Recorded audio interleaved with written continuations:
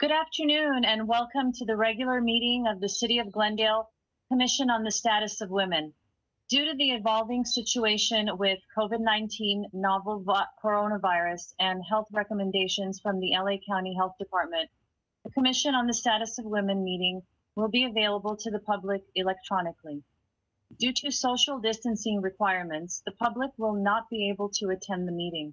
The public is encouraged to watch and participate from the safety of their homes to practice social distancing. The meeting can be viewed on local cable, Charter Cable's Channel 6, and AT&T UVerse Channel 99. The meeting can also be viewed online at www.glendaleca.gov by scrolling all the way to the bottom of the page and selecting Live Streaming, which is the third icon from the left. For public comments and questions during the meeting, please call 818-937-8100. City staff will be submitting these questions and comments in real time to the appropriate person during the Commission on the Status of Women meeting. May I have roll call, please? Chair Broussalian. Present. Commissioner Pajayan. Present. Commissioner Lambelat. Present. Commissioner Perrion is absent. Commissioner Submergent. Present. Ex officio Present.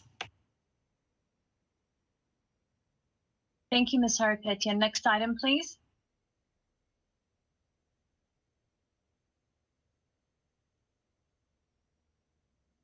I'm sorry, I lost connection. Ex officio Armstrong, are you here? Present. And ex officio Del Castillo is absent. Thank you, Ms. Haripetian. Next item, please. Item 2, regular business agenda. Item 2A, report of recorder regarding posting of the agenda. Agenda for the May 10, 2021 regular meeting of the Commission on the Status of Women was posted on May 7, 2021 on the bulletin board outside City Hall. Item 3, introductions and presentations. Item 3A, Armenian Relief Society's Child, Youth, and Family Guidance Center, Narinas, Tahagen. Okay, so hello everyone. Hello. From the Armenian Relief Society's Child, Youth, and Family Guidance Center.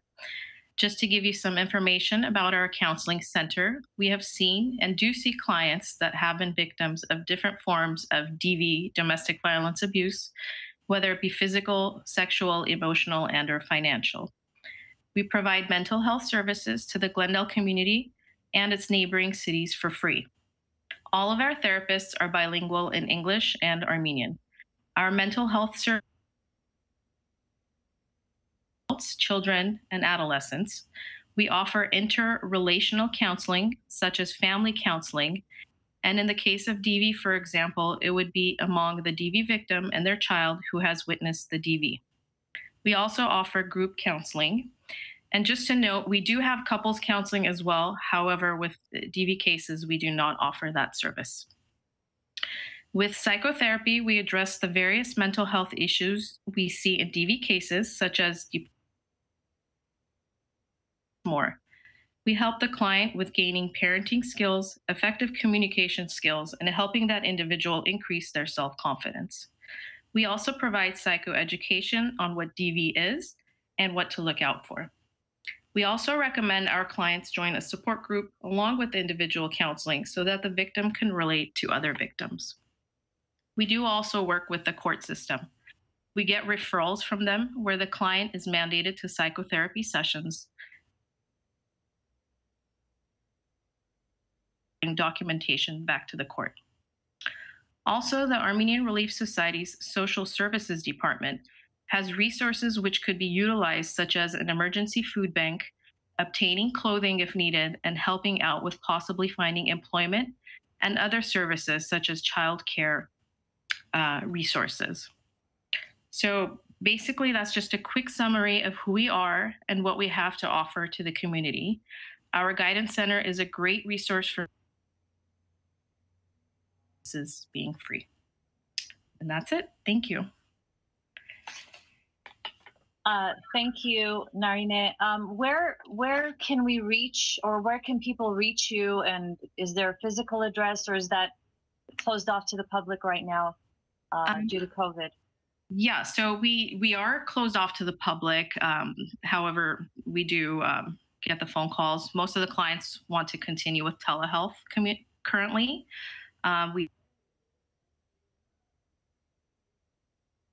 I can provide the phone number, and that would be 818-546-2744, extension 1. And the physical address is 517 West Glen Oaks Boulevard, Glendale, California, 91202. Can you please repeat the last 4 numbers? You cut out for a moment. For the phone number? Yes, please. Sure. It's 818-546-2744. And that's extension 1, correct?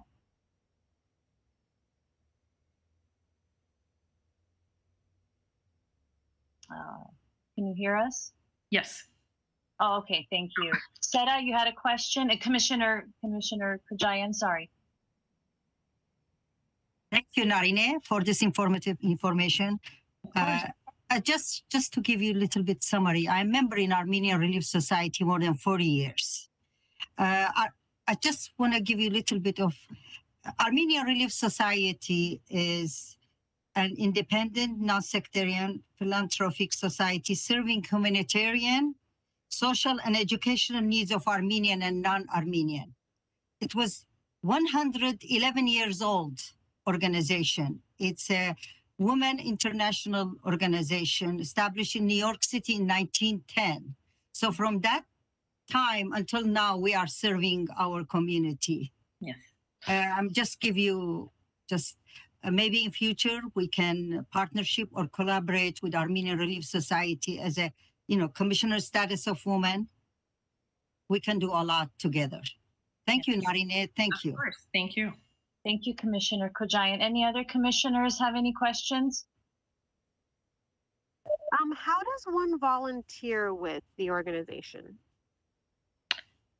So with the social services department, that's a different department, and I can give you the phone number for that. As far as counseling, you have to be intern, psychotherapist, marriage and family therapist intern, or a licensed intern. So there's not much volunteering actually with the counseling department. However, with the social services, I can provide you with the phone number, and you can do volunteer work there. Someone can do, if they want to, volunteer there. And that phone number is 818-500-1343. Thank you, Ms. Tahagen. Any other questions? No? Well, thank you very much for coming, joining us today at our meeting. We appreciate everything that you do. Can you hear us? Certainly. Thank you very much. It's such important work, and that's why we decided to have you guys on. I hope we all are able to use this as a resource for the community. Of course. Thank you. You're Thank welcome. you very much.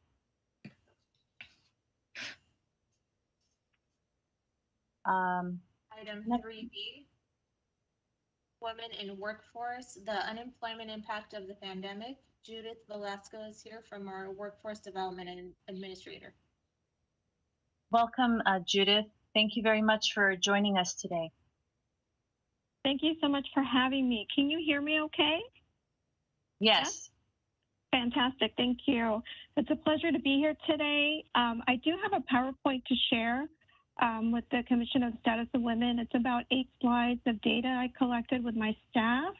But before I start with the PowerPoint, I just wanted to give a really brief overview of what our workforce section does for the City of Glendale. We administer federal workforce funds from Department of Labor, the state of California. And the purpose of the funds is really to assist the community with employment resources. We assist in various ways in terms of working with employers and providing direct job placement, in terms of providing training opportunities for individuals looking to upgrade their skills. Over the years, we've developed very innovative strategic programs in what we call career pathways, careers that lead to upward mobility. We run all of our programs out of our office in South Glendale. Our offices are at 1255 South Central Avenue between Chevy Chase and Los Feliz. Currently, due to the pandemic, we are taking appointments via phone, virtually, but we are seeing clients as well in person on a case-by-case basis. We are partnering with the business community to make sure that any job opportunity that is available to the public is also available to the clients that we serve. One important part of our services, it is at no cost to the individual. So anybody looking for employment, looking to upgrade their skills can come contact us at any time and we can walk them through our process. Our phone number is 818-937-8000. So I welcome the community to reach out to us. At any given time, we have anywhere between 5 to 12 different grants that really is available to assist the public with their various needs. So with that being said, I'm happy to present some of the data we have related specifically to women and how they've been impacted by COVID. So because we receive federal funds, we have a workforce board, the Verdugo Workforce Development Board. And as a board, we're able to obtain information related to unemployment from the state of California. So this is some data I'm going to share with you is related to the Employment Development Department data as well as general census data. I have to let you know, generally speaking, demographic data is very limited. So as we get data, we present this data to our board and hopefully, as I share my presentations, hopefully nothing is too small that you can't see. Please let me know, but I'll attempt to share my first time right now and let me know if you see it. Hold on one second.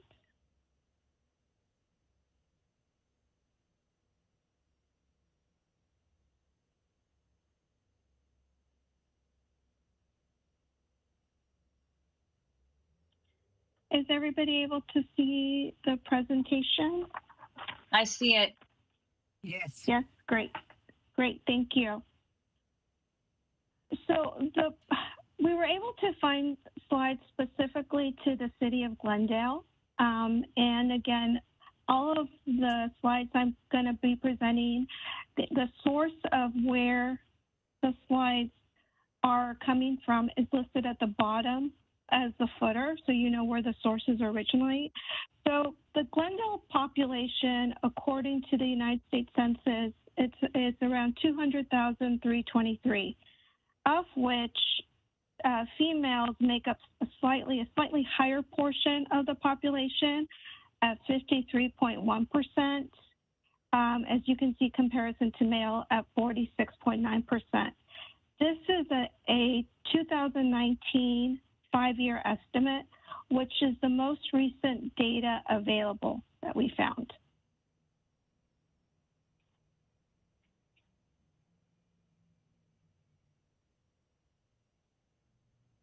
Hold on, I'm trying to go to the next slide, I apologize. There we go. In terms of female households, so prior to the pandemic, Glendale was comprised of 74,000. No, sorry, the slides were overlapping for a moment. Sorry about that. Thank you. It's okay now. Thank you. Okay, great. Thank you. So prior to the pandemic, this slide's about female households.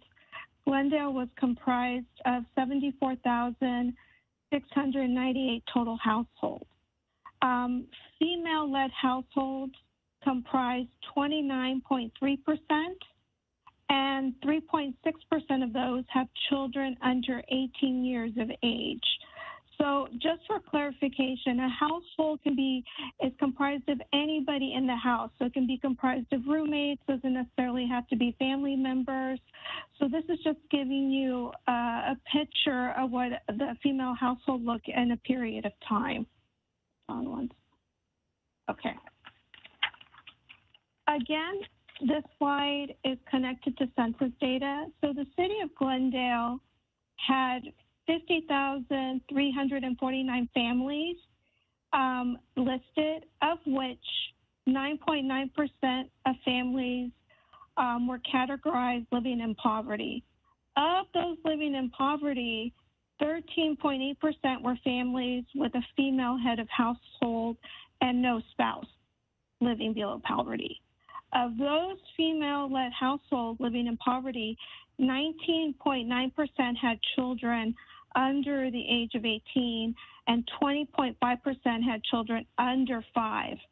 It's important to note that the economy in 2019, where this data is taken from, was at its highest peak. So the poverty levels were at historic low rates for the city of Glendale.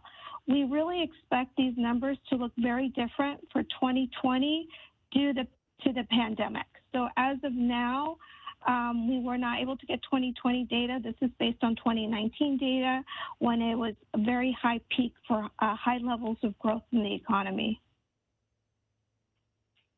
In terms of the Glendale labor force, again, census data, the total civilian labor force for Glendale is comprised of 104,703.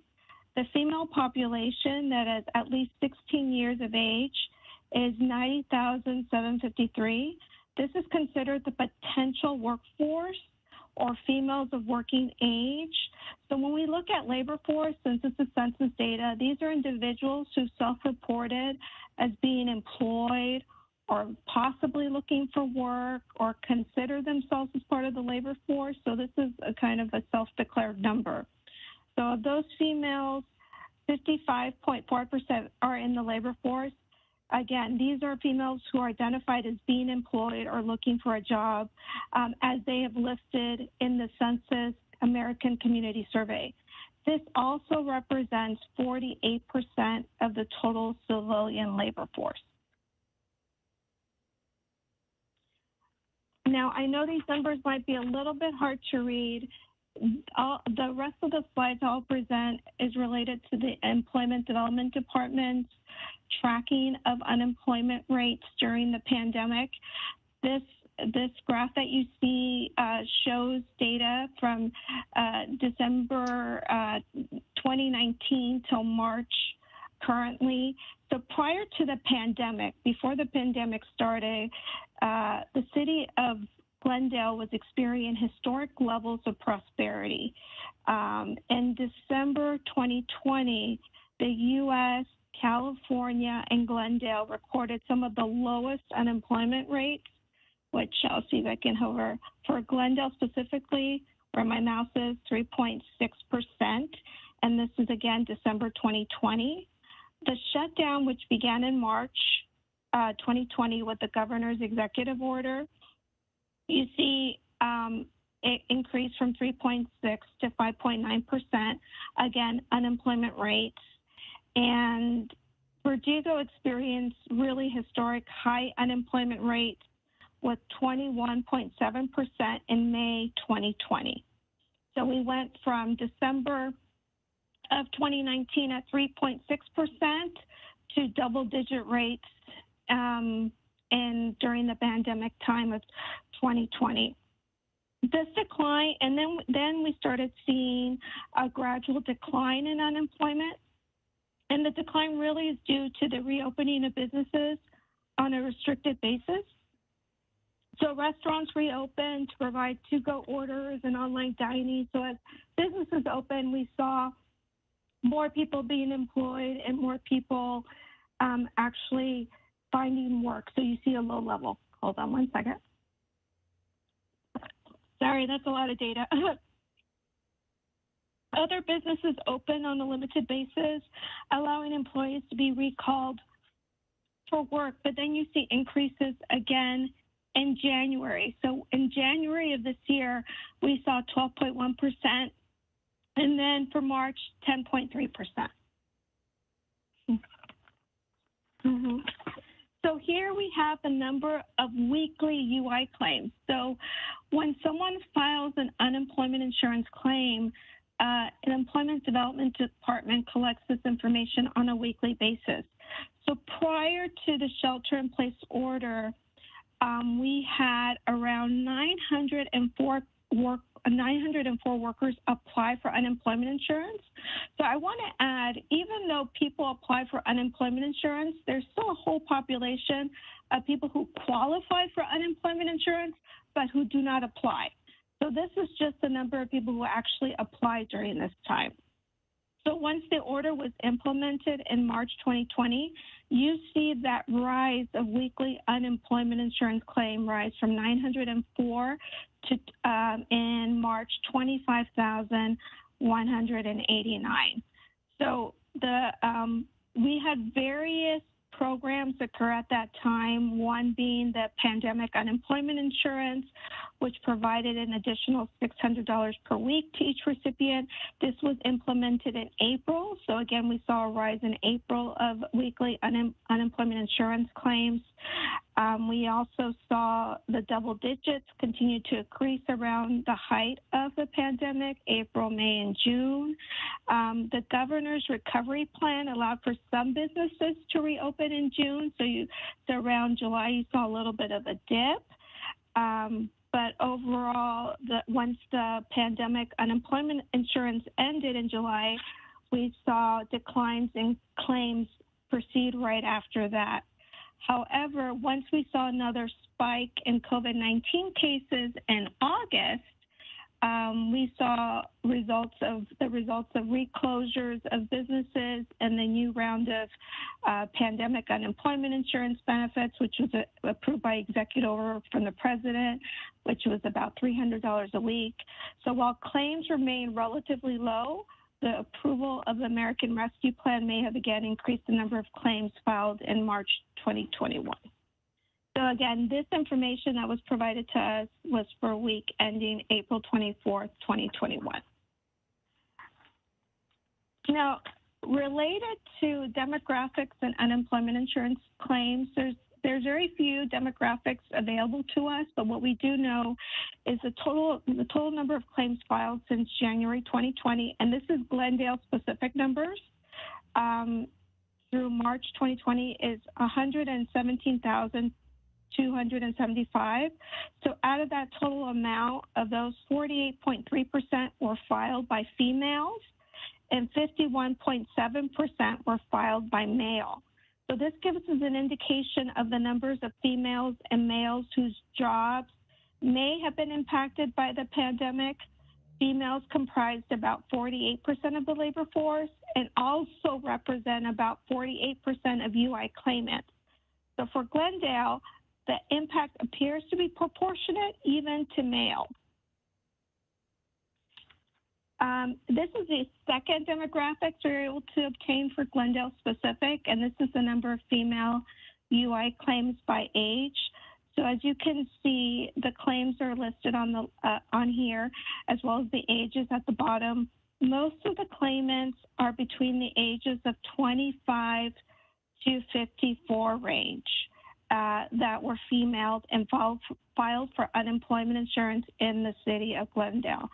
So this also comprises the largest segment of the Glendale workforce, this age group right here. So in terms of requesting additional information related to demographics and related to unemployment insurance and the female and demographics, we are only limited to this age group data. And I believe that's the end of my PowerPoint. So I'm happy to answer any questions. I'll stop sharing. I have a question. Can everybody hear me? Hi, can you hear me, Judith? Yes, I can. Thank you. So is this limited to the people in the city of Glendale, or does it go outside the city for help, for people to come and get help finding a job? This is limited to Glendale residents, so Okay. people who live and reside in Glendale. And the people that were, had the low, poverty levels, where were they getting assistance, or were they getting assistance, for food and just to live? Were they getting any type of assistance? Well, we have various nonprofit groups in our community, which I think really speaks to what Glendale has to offer. At the Verdugo Job Center, we actually provide and support and partner with different agencies for low income. This past year, we received close to $1.3 million in COVID assistance funds, and we were able to use our COVID funds to provide rental assistance support, utility support for a limited basis. So workforce funds were available. I know other organizations had other funding available during this time, but what we noticed was the greater need, not necessarily from the community to look for work, but to help with basic assistance to meet their basic needs. So we did as an organization was to seek funding to support that need. Thank you. Commissioners, any questions? Just I want to say thank you for this informative information that you provided us. Thank you. It's you. Yeah. Good My pleasure. resources. Thank you. Yes, and I'd like to say thank you as well for illuminating this area of the city and what we do. I did not realize that there was this much support in this way, so appreciate it. My pleasure. Thank you for having me. Thank you very much. Great data. Thank you so much. Learned a lot. Where do we go again if we want a refresher for this? The data and the PowerPoint, I know we can make available to the Commission of the Status of Women, but for anybody seeking workforce support, they can call the Verdugo Job Center, and our number is 818-937-8000. And whoever answers can provide all the resources that we have available, employment and non-employment related.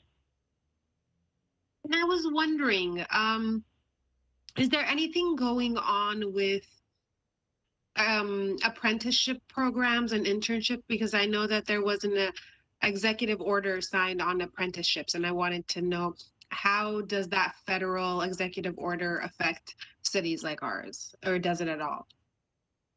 Sure. So because we're federally funded, we're able to use our federal workforce dollars to fund apprenticeships. There's various types of apprenticeships, I would say, that's available to the public. We also have what we call customized training, where if there's an industry that's in demand and that there's a career that's growing, we partner with that employer to provide individuals with work experience. So work experience is similar to an apprenticeship where you get hands-on training and exposure to that career. So depending on which apprenticeships are open, some apprenticeships open every 3 years, some are reoccurring. They can call our office depending on what their need and their interests are, because their apprenticeships range from various industries and careers. Great, thank you. Sure. Ms. Velasco, I have another question. Where is this information available for the people who might need it? Where is it advertised for them? Sure. We do have our website embedded in the City of Glendale's website. Our section is under the Community and Community Services and Parks website under Verdugo Job Center. So they can look in the City of Glendale's website for our information. Also listed there in the City of Glendale, individuals can subscribe to our job listings. So we have weekly job listings where we send out all the job postings that we get from various employers, so they can be on that mailer as well as our new grants we have listed on the website. Terrific. I can make sure I send the URL to Christine Powers so that way we can make sure the public is aware of it as well. Great, that'd be wonderful. Thank you so much. Yes. Sure. Any questions from any other commissioners? No? Well, thank you again, Ms. Velasco, for joining us today and for all that great information. Appreciate it. Thank you so much for having me.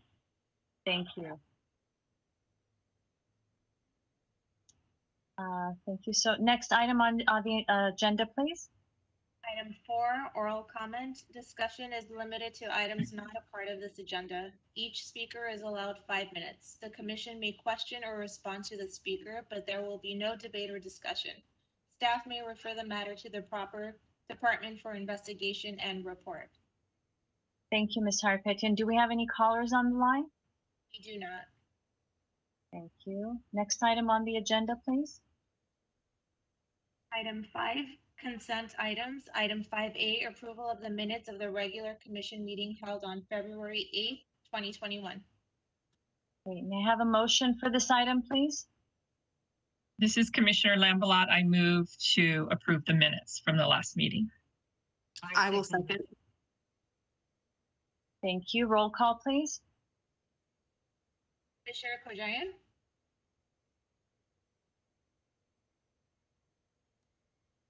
Yes. Commissioner Lambelat, Yes. Commissioner Submergent. Yeah. Chair Bruselian. Yes. Thank you. Next item on the agenda, please. Item 6, action items. Item 6A, update regarding ad hoc committees to support the 2019 to 2022 strategic plan for the Commission on the Status of Women. Item 6A1, motion providing further direction on ad hoc committees. Thank you. This item is open for discussion. So do we have any commissioners who have updates on their committees that they would like to provide at this time? Chair Bruselian, this is Commissioner Lambelat. I do, but it will be covered under the next item. Okay. Any other commissioners? Yes, Commissioner Kojayan. Alina, you want to say? We are the ad hoc committee for communication and education. Commissioner Semerjian and I, can we say we met Zoom meeting and with Christine present, she was present too. And we discussed the educational presentation that are made to the commission during our meeting. As you saw, the first presenter was from Armenian Relief Society. And we discussed, we had super ideas, especially Alina, for the future meetings. We are very excited also. We will be inviting our state legislative representative, Assembly Member Laura Friedman and Senator Anthony Portantino for future meetings to provide presentation on what is going in our in their district that is interested to our community. I think, Elena, if you'd like to add, because you have a lot of ideas. Commissioner Alina? You said it very well, Seda. We met and discussed the different organizations that will be speaking in the coming presentations for the year. And I think we have a great lineup, and I'm looking forward to hearing all of that information and seeing what we can all do together to, benefit from those resources and apply it to the community. Thank you.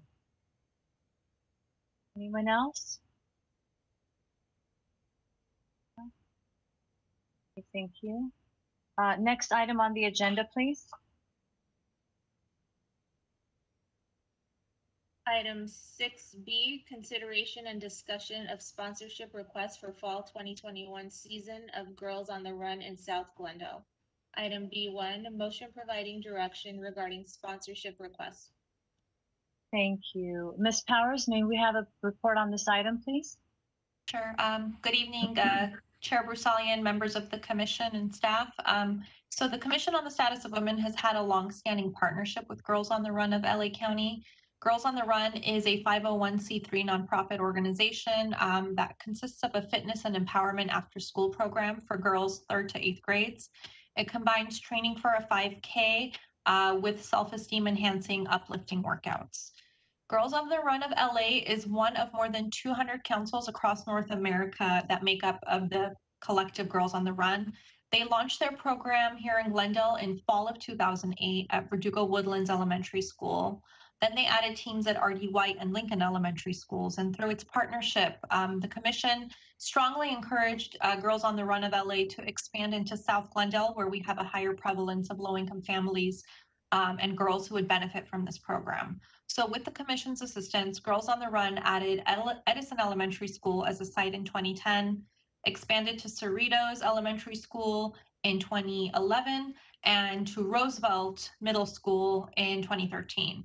And from 2010 to 2013, the commission did provide an annual team sponsorship in the amount of $2,500 each year to Girls on the Run to assure strong programming in South Glendale.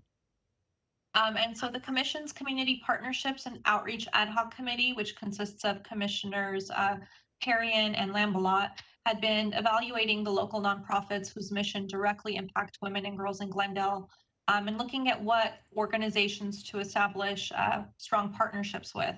And during this evaluation period, the committee recommended that the commission reestablish its partnership with Girls on the Run of LA.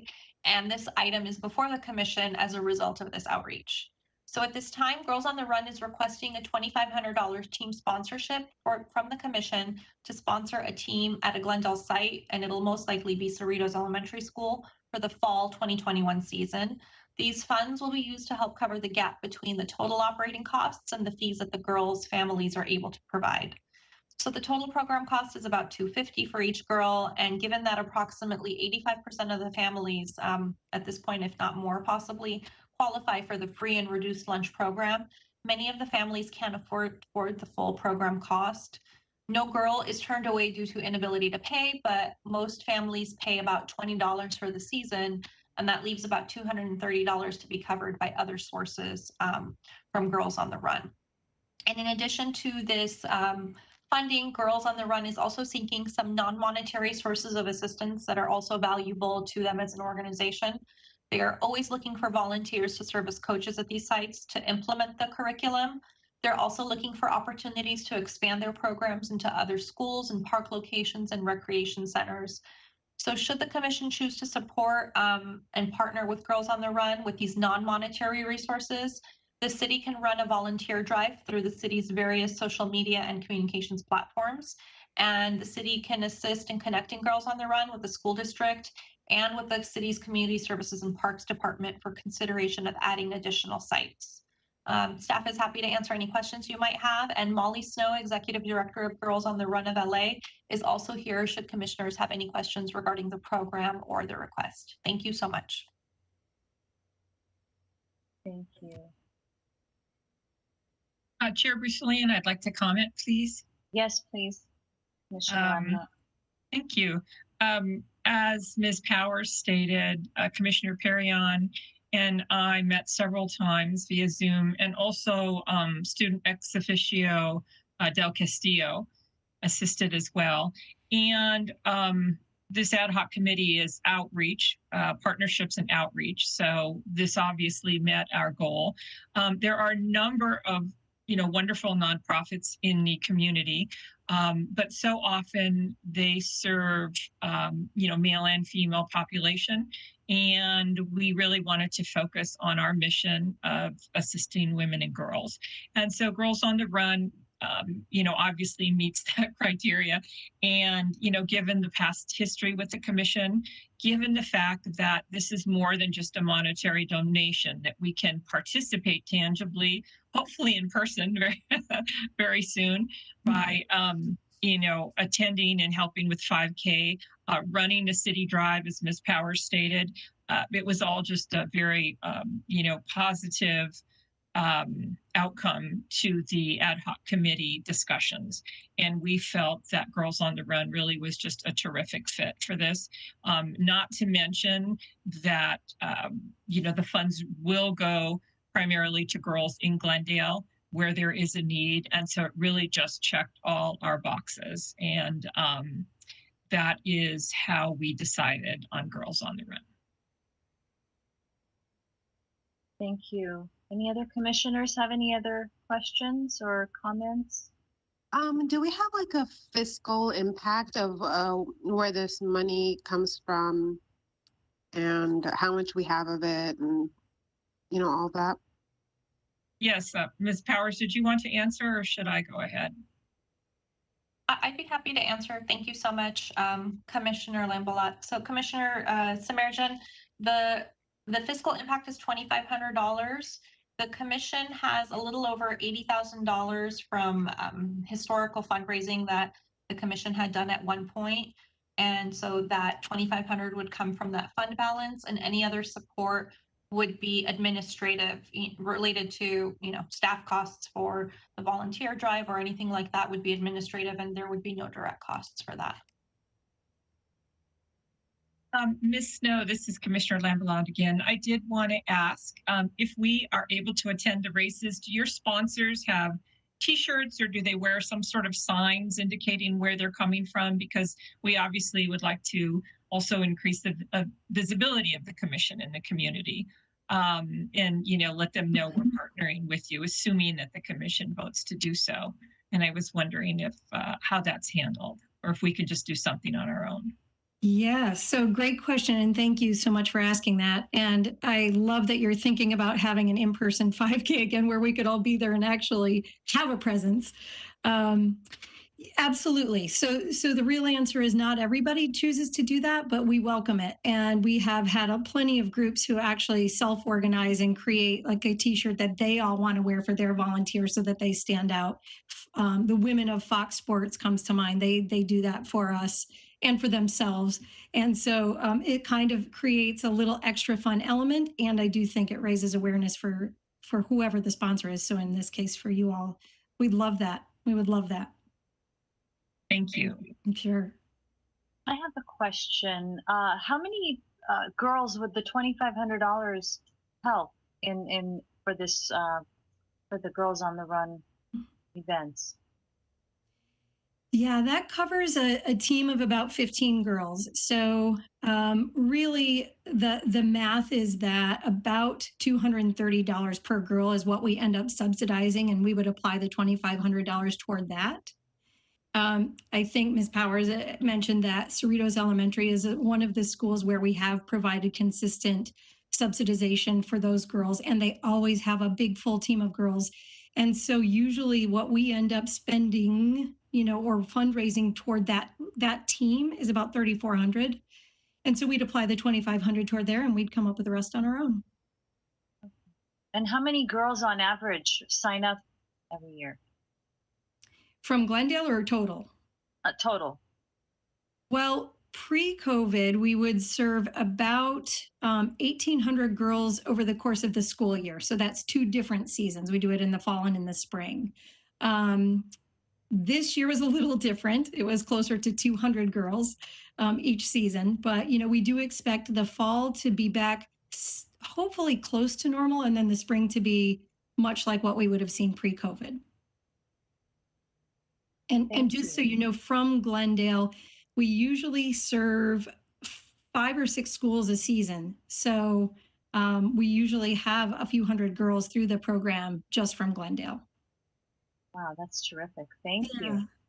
My pleasure. Any other questions? Okay, may we have a motion for this item, please? This is Commissioner Lambolat. I would like to move that we approve alternative 1, which is to sponsor the $2,500 for the team sponsorship, provide $2,500 for team sponsorship, and services in kind, meaning assistance with a volunteer drive and assistance with site expansion. And of course, the peer in person or whatever else we can do along those lines. Do we have a second? Yes, I second that. Thank you. Roll call, please. Commissioner Kojayan, Yes. Commissioner Lambelat, Yes. Surgeon, Yes. Chair Bristolian. Yes. Item C, legislative update. Item C1, motion providing direction on legislative update. Excuse me, could we just thank Ms. Snow for Yeah. attending? Ms. Snow, thank you so much for being here with us today and for giving us the good information. And this is a wonderful, wonderful cause. So thank you. Thank you so much. And we look forward to working with you. I can't wait. Thank you for your support. I really do appreciate it, and I hope to see you all really soon. Thank you. Thank you. Thank Bye. you. Bye-bye.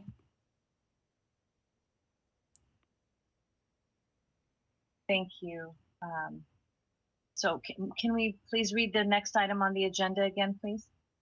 Item C, legislative update. Item C1, motion providing direction on legislative update. Thank you. Ms. Powers, may we have a report on this item, please? Certainly, Chair Brusalian, members of the commission, as noted in your last legislative update, the state legislature had reconvened on January 11, and this is the first of the new two-year session. And they had until February 19 to introduce new legislation. So at the last meeting of the commission, the state legislature was not done in introducing new bills. So currently, the state legislature has until June 4th to pass bills out of their House of Origin, and until September 10 to pass all bills to the governor for his consideration. And at the last meeting, commissioners had recommended support of two bills, AB 367 and AB 378. AB 367 was authored by Assemblymember Christina Garcia. It is the Menstrual Equity Act of 2021. This bill would require a public school with grades 6 through 12 to stock restrooms with free menstrual products. It would require the Cal State University system and each community college district to also have these products stocked in its restrooms, and encourage regents of the University of California. So UCs would be encouraged, not required, as with private universities and colleges and institutions of higher learning, to stock campus restrooms with free menstrual products at all times. The bill would also require a public agency to stock restrooms that are open to the public or used by employees with these products at all times as well. When the commission recommended support of this bill back in February, the bill required that 50% of restrooms be stocked with these products. And then just in late April, the bill was amended to expand the number of restrooms in which menstrual products would be required. The revised language now states that this includes all women's restrooms, all gender restrooms, and at least one men's restroom per site will be required to provide these products. At its legislative update on May 4, City Council passed a motion to bring AB 367 back to the Commission for reconsideration in light of the significant amendments to the bill. As of now, this bill is in Assembly Appropriations Committee, and it does impose a significant cost to schools and public agencies should it pass. The per site explanation, for a school campus, that would mean that at least one men's restroom per campus would be required to be providing these products. When it comes to city facilities, such as the city of Glendale, there are so many standalone facilities that this significantly increases the number of restrooms that these products would be required to be put in. The cost is estimated at this time, not knowing what the demand will be for these products, about $5,000 to $10,000 a month, possibly, to run this program just for the city of Glendale alone. So that is something for the commission to reconsider with those amendments. The commission can continue to support it with the amendments. The commission can discuss possibly supporting it if it's amended, if there's a version of it that you like. You can also choose to not take any action, and then it just wouldn't go back to council, but whatever the commission chooses to do this evening would go back to city council as a legislative, just as a follow-up, probably by the end of this month. And then two additional bills for your consideration this evening. These were bills that were introduced after the last CSW meetings. The first one is AB 925, and that has to do with sexual assault forensic examinations and reimbursements for such exams. This would increase the availability and affordability of acute adult adolescent sexual assault medical forensic evidentiary examinations for victims of sex assault. It would allocate $6.7 million annually from the general fund to the California Office of Emergency Services for the purpose of providing full reimbursement to providers that perform these exams. According to the author of the bill, sexual violence has actually significantly increased over the last year with COVID and the pandemic, and the estimated cost of adult sexual assault exams in 2019 was over $7 million. So if this reimbursement rate is increased was to cover the entire cost that providers incur, the new estimated cost would actually be over 13.5 million, I'm sorry. So the 6.7 million in funding identified would provide reimbursement to local law enforcement agencies and providers of these examinations. And staff does recommend support of this bill based on the Commission's legislative platform. It should be noted that the budget hasn't been finalized for the state, but the budget is total budget is about $227 billion, and there's a surplus of $50 billion estimated. Just to put into perspective that how the budget is doing in the state right now. And then the other bill for the Commission's consideration this evening is AB 1287, and this has to do with gender price discrimination. It would remove price-based gender discrimination and ensure equal access to women for commercial goods by prohibiting what's known as the pink tax. If something is an identical product but is for women, it's been shown that these items are priced at a higher price point. So this would prohibit a person or a corporation or any business to charge a different price for any two goods that are substantially similar as they're defined in the bill if the goods are priced differently based on the gender of the individuals for whom the goods are marketed and intended. It would authorize the imposition of civil penalties for violations, not to exceed $500 for repeat offenders. And staff also recommends support of this bill. And both of these two bills that have been introduced tonight for the Commission's consideration are part of the Women's Legislative Caucus, is on their agenda as well.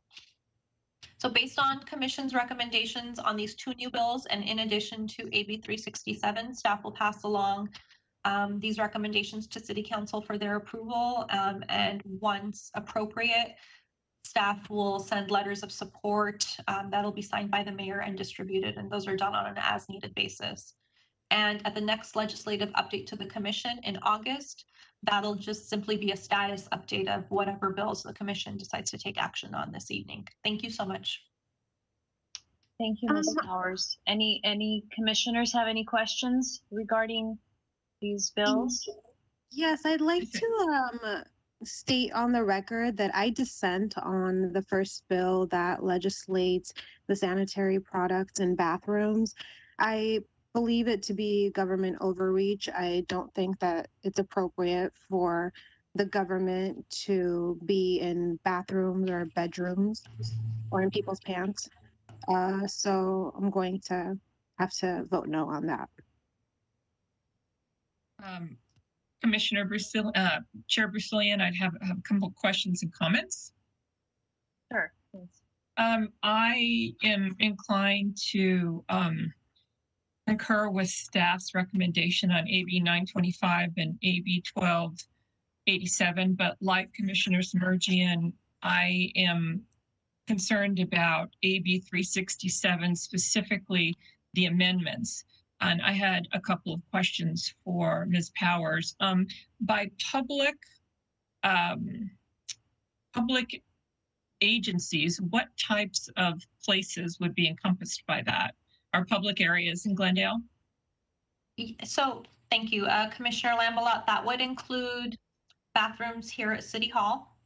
That would include bathrooms at recreation centers, any other city facility buildings, and it would also include park restrooms, which are hard to maintain, and there is some concern that restrooms that are not attended by staff necessarily, that are not, housed in a building, or you don't have a constant staff presence on site, that it would be difficult to keep these items in the restroom and available to people who need the items. Yes, I can see that. I mean, I think pretty common knowledge that public restrooms at parks are often the subject of even vandalism. I mean, I don't have any facts and figures, but I think that's pretty well known. I think, when the bill was originally drafted, or last time it was presented to us, it was concerned grades 6 to 12, which made more sense to me because, girls in that age period, in that age range, don't often have the resources to buy their own products. And I think that, that's a way of helping them. But given this expansion, I think that I agree that it's overreaching, I think, for different reasons from Commissioner Smergen. But and the other question I had is if the city council sent it back to us rather than take a position, is that correct? Yes, the city council wanted to allow the commission to weigh in light of the amendments and the increase in the number of restrooms that, at least with the city, we'd be required to provide these products at. Just wanted to get the commission's take on that and in light of the amendments. So my follow-up question is, if the commission chose alternative 3, that we choose not to recommend the bill or make no further recommendations, does the city council then takes no action? No letter is sent to Sacramento along those lines. Is that correct? There's just no further action. Yes. To answer your question, Commissioner Lambelat, it just would not go back to the city council. But if we support a bill, then a letter goes out in support. If the commission chooses to recommend approval today, it would go back to city council for their reconsideration. I'm sorry. Yeah, I meant with regard to, I should have been clear, with regard to the other 2 bills, AB 925 and AB 1287, or under other circumstances, if the city council hasn't sent it back to us, a letter is drafted and it just says that the city is supporting the bill. Is that right? Yes. And we have state lobbyists who also will testify on the city's behalf on pieces of legislation that the city supports or opposes as well. Thank you, Ms. Powers. Thank you. I concur with the other commissioners on this as well. I don't think that it should go past the grade 6 through 12 for the same reasons.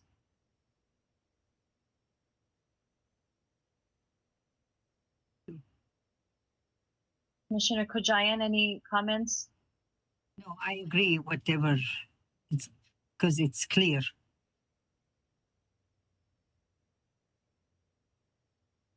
May I make a motion then, Chair Brusilian? Yes, please. I move to adopt alternative 3, that the commission chooses not to recommend support of AB 367 and thus makes no further recommendation to city council on this item, but that we recommend support of the other 2 new bills presented today. That's AB 925 and AB 1287. Second that. Thank you. May we have a second, please? Yes, Second. Thank you. Second, yeah. Thank you. Roll call, please. Sorry, just to be clear, was that Elena Summerchin seconding? I think Commissioner Kojayan seconded, I believe. Yes. Me too. I strongly second and third. Okay. Okay, so roll call, Commissioner Kojayan, Yes. Commissioner Lambelat, Yes. Commissioner Summerchin, Yes. Chair Brusalian. Yes. Thank you. Next item on the agenda, please. Item 7, reports, information only. Item 7A, update on a virtual human trafficking educational event in partnership with Seroptimus International of Glendale. Thank you. I believe Commissioner Lambalot has an update for us. Commissioner Lambalot, would you like to provide that update for us, please? Thank you, Chair Brusalian. Yes, if you recall, at our February 2021 meeting, the Commission voted to partner with Seroptimus International of Glendale and the Glendale Community College Classified Council on a human trafficking awareness program. The Commission donated $500 to this program and services in kind, although services in kind didn't end up being needed or used. But what I wanted to report on was that the program was held via Zoom on March 25 in the afternoon, and our speaker, as was explained during the last commission meeting, was Teresa Flores, who is a survivor of trafficking. She's written a couple of different books and is now a social worker and has done amazing things and has really spread the word about trafficking. She has a number of ways she goes about that. And she spoke to us, and I'm so pleased to say that we had over 100 people join the program. And I know Commissioner Brusalian was there. I introduced all of the commission members by name, because we did partner with Seroptimus and GCC on that. So I think by all accounts, it was a great success. As a follow-up to that, Council Member Devine, Mayor Devine now, asked the library to obtain the books Ms. Flores had written on the subject, and it's my understanding that those books were purchased by the library and are now available. So I think the commission did a great thing by partnering, and the response was really outstanding, over 100 people.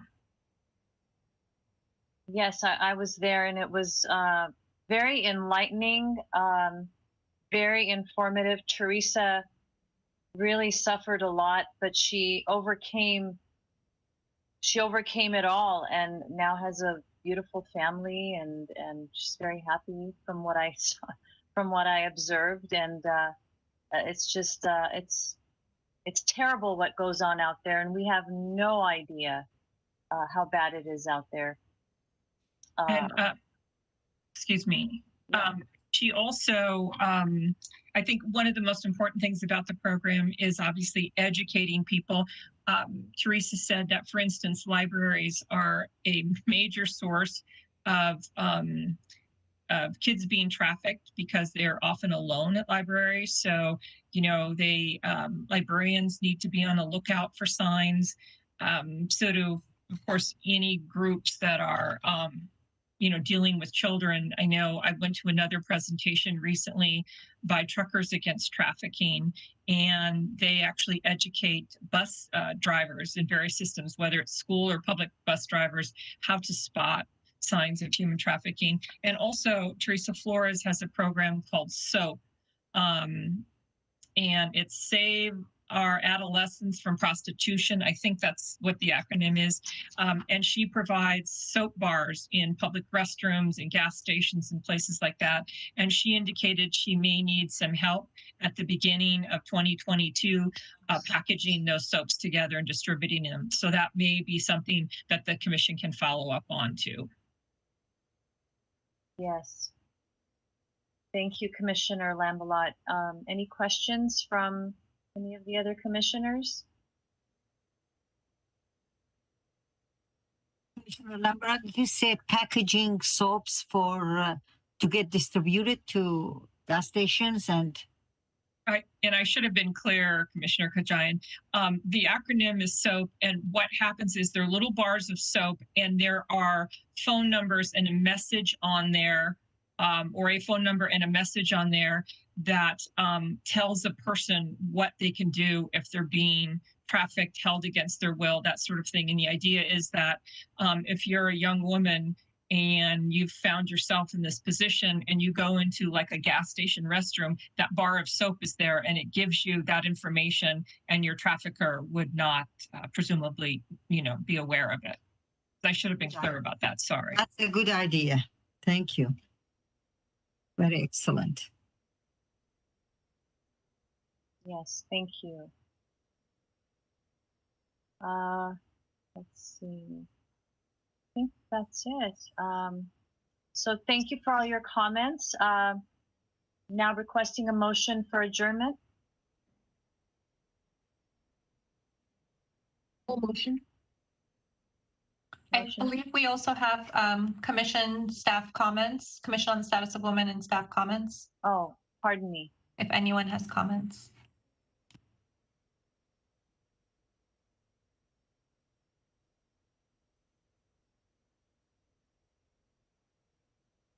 No comments. Okay, so let's request a motion to adjourn.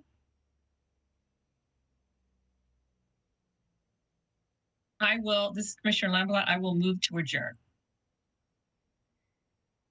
I'll second. Thank you. Meeting adjourned at 6:43 p.m.